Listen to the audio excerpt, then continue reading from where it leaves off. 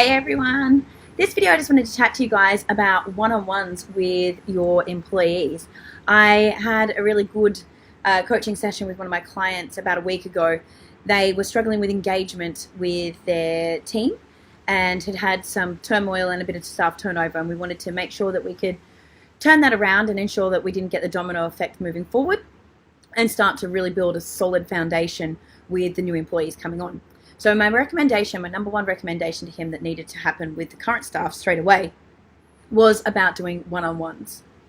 Now, a lot of managers go, I don't have time, I'm so busy, but I can tell you right now that investing the 30 minutes every week with them is going to not only buy you loyalty and engagement, but it's going to save you a lot of time in the long run because you won't have to answer questions sporadically through the week, and you will build trust with them. They will know that you're there for them and that you've got their back and that they are important to you. Okay, so what's the key things about one-on-ones? They're regularly scheduled. So you should have it in your calendar and their calendar to occur at the same time every single week. Obviously, if a really big meeting comes up, then it's able to be changed. But by having it in there, everyone knows to prepare for it and knows that it's important. They should only be missed if there's something really, really important to the business that needs to be done. Okay? The primary focus is on the team member and getting to know them and who they are. It's not about the greater picture of the business. Okay? You must make notes and obviously follow up. This is absolutely crucial. Okay? So I would suggest with nearly every manager, it should be weekly with every single team member, every direct that reports to you. Okay? This is not to be done in a public place. So this is not something that you should be doing just where everyone can hear you. Now, it can be at a coffee shop, but it needs to be where no other employees are going to go. Okay? So it needs to be secluded for you guys, but it doesn't need to be like in a locked office. It's not that formal. Okay? So it's not a review or anything like that. Okay? And definitely not at their desk. So when I said 30 minutes, how does that work? It should be 10 minutes for them, 10 minutes for you, and 10 minutes on their career growth and development. Okay? So you need to think about these things before you go into the meeting. Just ask yourself some questions. What do my follow-up notes say that I need to check in on? What do I need to be sure I communicate? So is there anything that's in their behavior or their projects, any issues? Or, very importantly, any feedback. So what's the positive feedback? You must have some positive feedback for each of these sessions. Find something. Otherwise, you probably should be scheduling a performance review instead. What corrective feedback are you going to give them? And is there anything that you can delegate? So is there a project or task that you could give to them which is actually going to help them grow or make them feel empowered? And is there anything else that you should be doing for their career growth? Any advice you should be giving? Or any tools you should be directing them to? Okay? So think about it. Some questions. What could you ask them? You could ask them, tell me about your week. What's it been like? That's a really nice open question. That makes them feel like they're valued, but also it just gets them talking, and you can get a real sense and you can see if the walls are up. Tell me about your family and your weekend. Now, a lot of managers are like, I don't care. I'm here for work. I don't give a shit about what their weekend and that.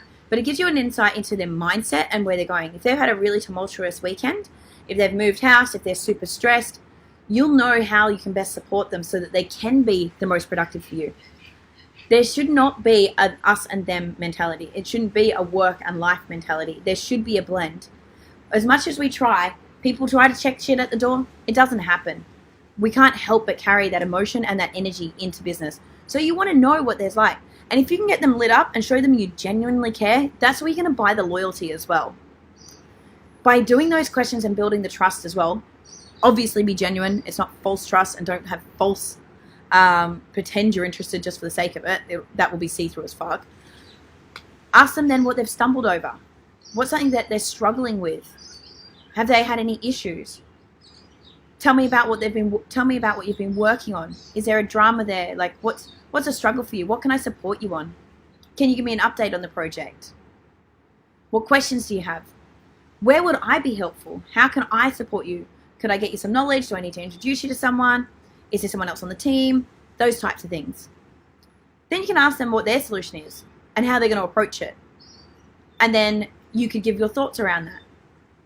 And then just generally ask for feedback on the project itself and any ideas. You can then ask about deadlines, things like that. You can ask them what's worrying them and what suggestions. And if they made a mistake, if there was a leak, make it open for them to tell you when there's fuck-ups. Because the best businesses have the culture of owning their mistakes, being able to speak freely about them, and then to find the solution. So fail forward. So let them have that opportunity to tell you about that, because that's how they're going to learn. And that's how you're going to have open and transparentness and take away anxiety. And that's where you can help the most, right? So you can go, oh my God, I did this and this was such a big mistake. And this is what I don't know what to do. What should I do? And then they can ask you for help and you can give help, and it nips things in the bud so much quicker. Okay? I would suggest make yourself like just a little one-page form that you can use every time. I used to do this on an iPad because I like to handwrite on an iPad and we were paperless office. I don't really like tapping away on a keyboard because it puts a barrier between you. So you can handwrite it. I love the iPad, but do what works for you, because something is better than nothing. But it's good to have a format that you follow and a structure so that then you can also refer back to it the following week. And it doesn't need to be typed. You can just go back to your handwritten ones. Okay? So they're my couple of little tips on building rapport with your one-on-ones, taking away your headaches. The other thing I did say about that is the questions. So that way, any burning questions they can write down to speak to you about in the meeting, or if you've got an online agenda, I use a Asana for the agenda. They can pop those questions in there to ask you at that time. And that often means that they will go and find the solutions, because the question they had on Monday, unless it's like an urgent, must get your actual feedback on question, they'll find the solution by the time they meet you on Thursday. So you eliminate all the shit questions and the ones that they could have thought for themselves, and you're empowering them as well. So they're my solutions on building rapport with your team, getting loyalty, getting a culture, making them more connected to you, and alleviating some of your management headaches. I hope they help. I'd love to hear your thoughts, and I'd love to know what you do for one-on-ones.